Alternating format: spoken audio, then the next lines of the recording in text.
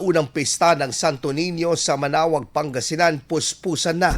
Para sa detalye ng balitang yan, kasama natin Idol Neil Moyano.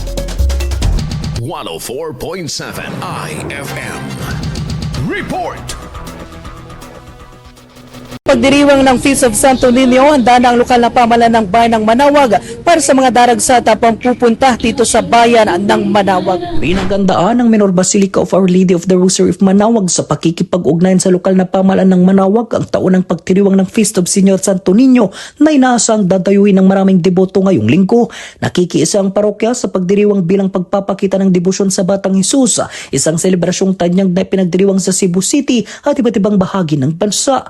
Kasabay ng nalalapit na kapistahan, naging mabenta rin ang mga imahe at altar ng Santo Niño na ibinebenta ng mga vendor sa entrada ng simbahan.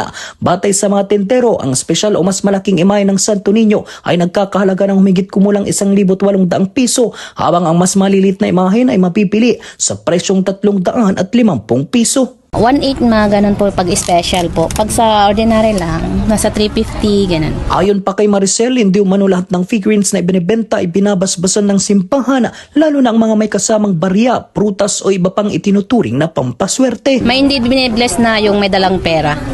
Okay. Yun. So, hindi ba pwede po? Oo, yun ang hindi nila pwedeng bless. Samantala, ayon sa naging panayam ng IFM News Tagupan kay Manaoag Mayor Jeremy Rosario, suportado ng lokal ng pamahalaan ang nasabing pagdiriwang, partikular sa aspeto ng seguridad at kaayusan upang matiyak ang kaligtasan ng mga deboto at turistang inaasang dadagsa sa simbahan. Well, napansin namin po na naging aggressive ang Basilica. We have a new parish priest.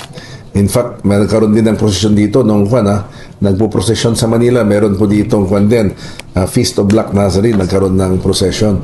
And even Santo Niño, may mga schedule po na nilatag ang ating pong Basilica. At kami naman, they inform us, nagmi-meet kami we will be responding to their request.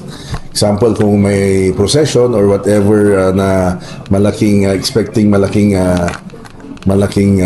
bisitang darating o malaking volume of people coming, ay sinasabihan po kami. Kaya nga always ready naman ang ating responders from the MDR, from the medical, at kasama rin po ang augmentation from the PNP. Patuloy namang pinaalalahanan ng publiko na panatiliin ang kaayusan at sumunod sa mga paalala ng mga otoridad habang isinasagawa ang pagdiriwang.